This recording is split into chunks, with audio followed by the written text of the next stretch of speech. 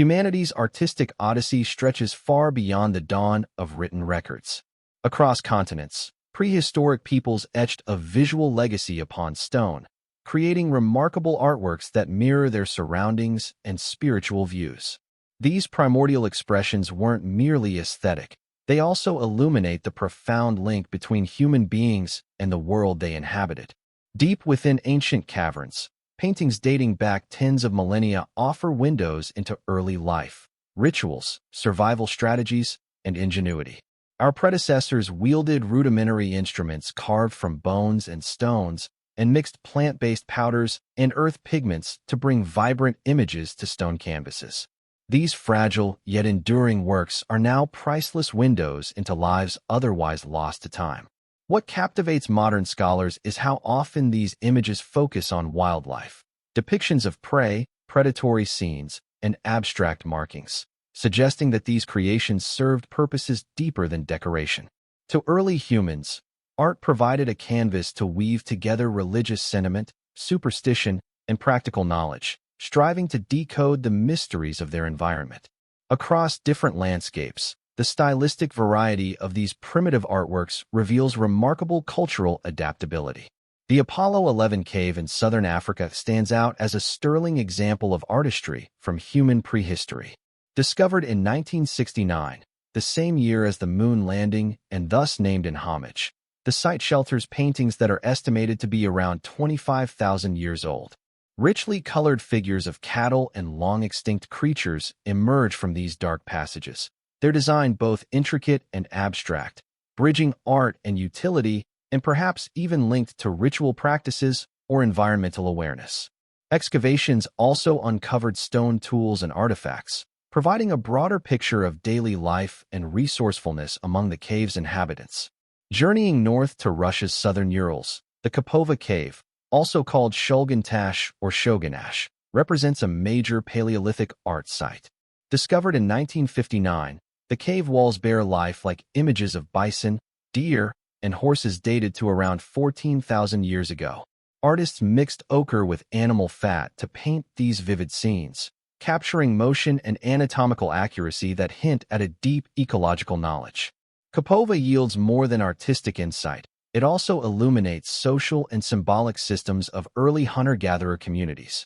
Meanwhile, in southern Spain near Malaga lies the Cueva de Ardales, some of the oldest European rock art, with origins predating 65,000 years ago. These stenciled hands, achieved by blowing pigment around palms pressed to the wall, are accompanied by abstract motifs and animal sketches. Uncovered in 1821 following an earthquake, the cave offers evidence that even Neanderthals possessed artistic sensibility, challenging outdated ideas about their cognitive capacity.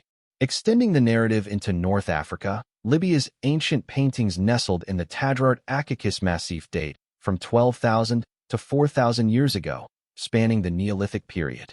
These vibrant red, ochre murals illustrate a once lush ecosystem populated by giraffes, wild cattle, and horses. Scenes of communal hunts and dancing hint at ceremonial life and social bonding. As a UNESCO World Heritage Treasure, the site preserves the cultural legacy of early Saharan communities. Moving back to Europe, the Font de Gaume cave in France's Dordogne region, discovered in 1901 but shaped by processes over 17,000 years, hosts more than 200 detailed animal figures. Bison, stags, and equines emerge with precise engravings and a painterly adaptation to the rock's form. Such techniques amplify the realism of the subjects and demonstrate sophisticated craftsmanship, with palette choices signaling refined artistic taste. Speaking of French prehistoric milestones, the Peshmeral Cave in southwestern France, found in 1922, is another gem dating to around 25,000 years ago. Among its parietal masterpieces are hand stencils and bold animal renderings. The stenciled outlines, created by blowing pigment over hands held to the cave walls, mark personal and collective identity, trace remains of individuals distant but still intimately present. One standout mural at Peshmeral portrays horses dappled with dotted patterns, a distinctive motif in contrast to the naturalistic depictions elsewhere in the Paleolithic record. These patterned creatures may have signified mythic or shamanic meaning, suggesting artists applied abstract symbolism beyond the literal. Moreover, Peshmeral's chambers reveal layers of overlapping imagery, indicating that generations returned to refresh or add to the cave decorations, weaving a living narrative of ceremony, lineage, and storytelling. The art in these rock corridors transcends aesthetic display. It's a glimpse into ancient psychology.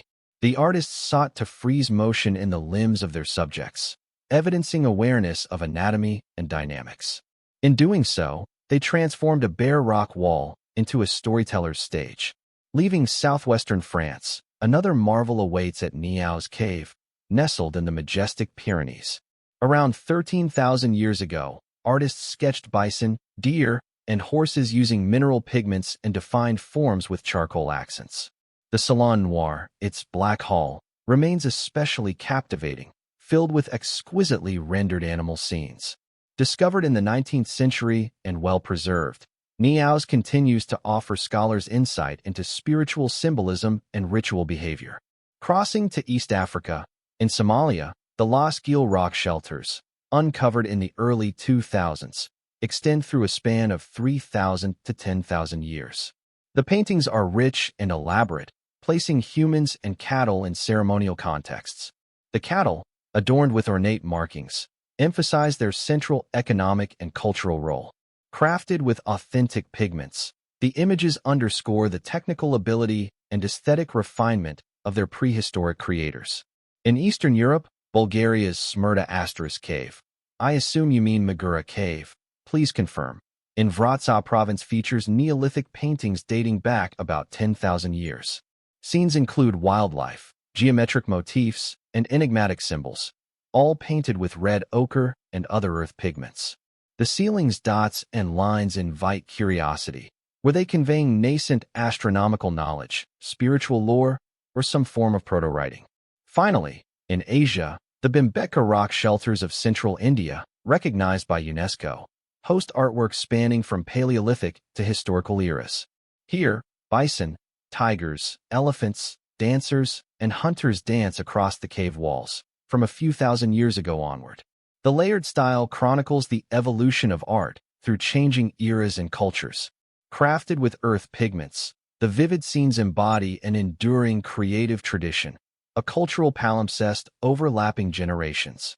Each prehistoric site, whether in Africa, Europe, or Asia, reflects early humans' creativity, spirituality, and deep commitment to connecting with nature. Their visual heritage speaks a universal language, recalling a human longing to interpret, understand, and immortalize their relationship with Earth and cosmos. Today, archaeologists and conservators work tirelessly to preserve this ancient art. Their efforts do more than protect painted stone. They safeguard fragments of humanity itself.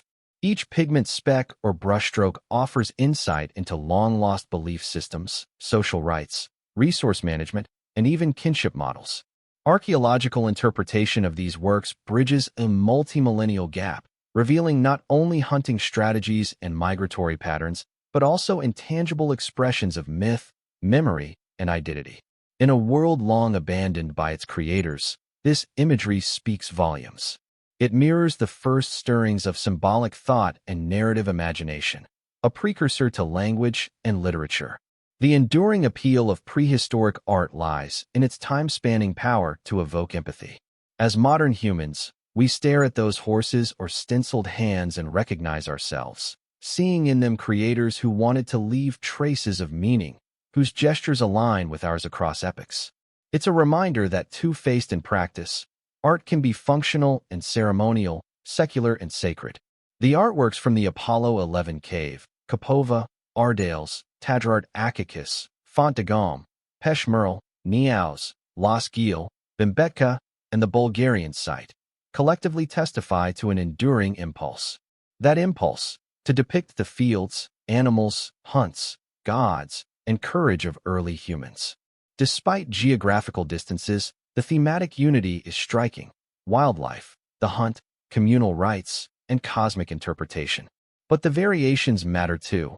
Overall, Sari reflects the richness of ancient cultural diversity.